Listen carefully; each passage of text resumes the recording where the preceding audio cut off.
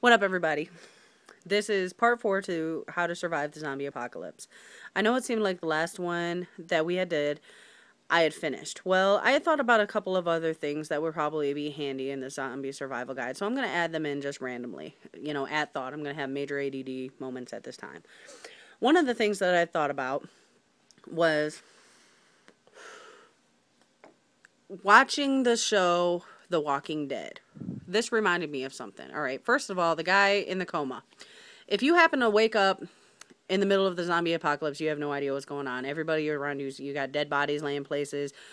And you walk outside and you see all this military stuff just left there. Let me tell you something. Don't stand there scratching your ass and your head trying to figure out what the hell went wrong. Start grabbing some of those things. Okay?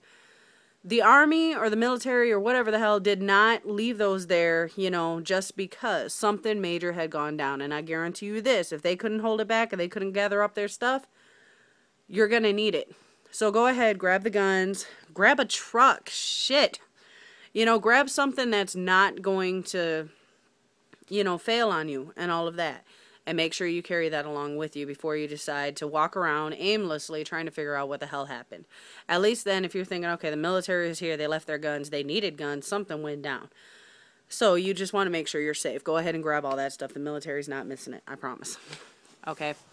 After that, another thing is I keep mentioning vehicles. And like I said, I mentioned a van or a pickup truck. Now, a pickup truck, now that I think about it, may not be your best choice, though sometimes they're great for four-wheel drive if you need to get through something. And they can be, of course, reinforced. If you happen to be able to know how to weld, well, you're awesome. Go ahead and reinforce that.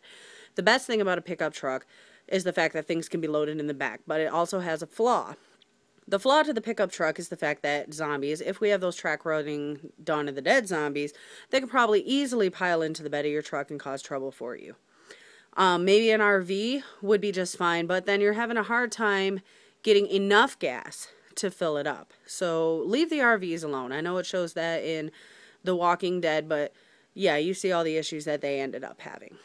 So I will stick with the idea of a van, of a possible minivan. One, a lot of times they have good get up and go. They don't do too well in cornering or nothing like that, but they have plenty of room to go ahead. You could pull out some seats. If you can't find a place to stay right away, you can park way out in the middle of nowhere, pull them seats out, scoot over all your supplies, and sleep in there. It may not be the most comfortable, but it works. It's better than making a tent or anything like that. And you're enclosed within 4 doors. Or 4 walls. Completely enclosed. Okay, the next thing you're going to want to do is remember gas. Okay, if you can find a generator up at Walmart or up at Lowe's or up at wherever the hell you're going to go ahead and try to get it. But remember, don't hold your hopes on it.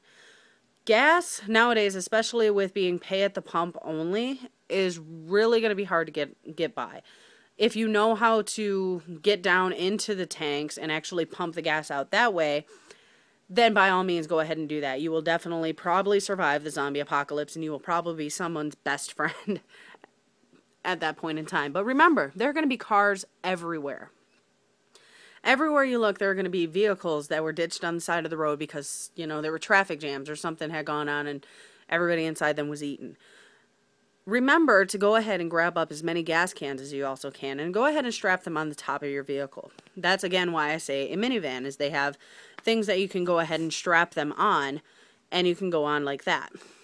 But just make sure you're ready to siphon out as much gas as you can because you're going to want this vehicle. You're not going to want to be on foot all the time. You're not guaranteed to outrun a horde of zombies every single time. You're going to want to have something to where you can avoid them, plow through them, or get away from them a lot quicker. So go ahead and make sure you're always siphoning gas up and things like that. Other things is you're going to want to try to remember how to make snares and traps, and you're definitely going to want to know when zombies are around. Zombies are stupid. Okay, they should be relatively stupid, so they should definitely not catch on to anything you're doing. So if you go ahead and you make up some noisy traps or something to alarm you that they're going on, they're probably not going to figure it out. That's why I said earlier in the first part is don't board up your door. Go ahead and bar it. They might realize that's where they're getting in at. in the windows, yeah, they'll probably figure that out, but they're not going to go straight to it unless they see you go in it. They're just going to be like, oh, yeah, door. They're not going to get what it is. I don't care what anybody says. You know, they just put that in there for the movie purposes. You know. But you're also going to be on the move a lot. So, like I said, you're going to want to make sure you have plenty of gasoline to go wherever the hell you need to go until you can find a permanent place of residence. But don't completely think it's permanent either. Things will happen. Perhaps a horde of zombies will get sidetracked and somehow end up in the middle of nowhere on this farm that you had found.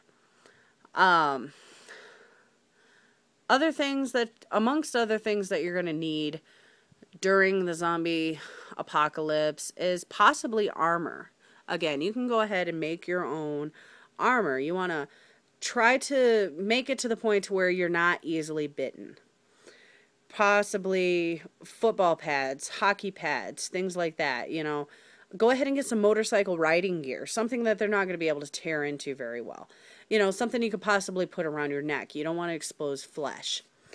And the more armor you have on there, you don't want to weigh yourself down either, but the more armor you have on there, make it sure it's light armor, the harder it's going to be for them to accidentally find a spot on your body to where they can actually bite it. You know, so if you accidentally get jumped by one zombie and they try to get you, and maybe you have an elbow pad or something like that, or you have some mesh. Like I said, getting mesh motorcycle gear is probably one of your best things. They're not going to be able to bite through that, and they're not going to, you know, spread the disease. And you'll most likely be able to get away.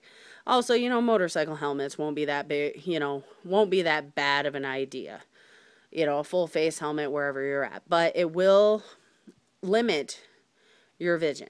You know, you'll have to completely turn instead of being able to look out of the corner of your eye. Oh, anything else I have missed? Like I said, make sure you have books that can teach you about survival on your own. Like how to gut animals, how to survive off the land. You're definitely going to want that. You're going to want gas, food, bullets. You know, some ladies might want a vibrator. I couldn't resist. Just many things like that. Just remember in the long run to trust yourself above everyone else.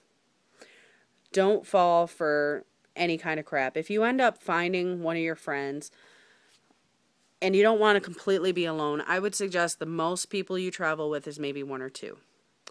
If there is even a thought that they might get bitten, if you can't even fathom the thought of shooting them, go your own way. Don't wait until they turn, because then, you know what? There's a big possibility they could eat you. And then you will not survive the zombie apocalypse. But having a wingman, somebody to back you up, is possibly maybe not the worst idea ever. You know, I mean, they could sit there and watch your back when you're going in somewhere. Who knows? There are plenty different of options you want, but you definitely probably don't want to be in a group of people unless you're a follower. So with that all said and done, if anybody thinks I forgot anything or missed out on anything or would like more detail, go ahead and message me. I'm open to criticism because I already know YouTube's full of haters, so I'm fully expecting major hateration, but that's fine because I don't really care. So if you follow my guides and you're not stupid, 9 out of 10 times says you will survive the zombie apocalypse.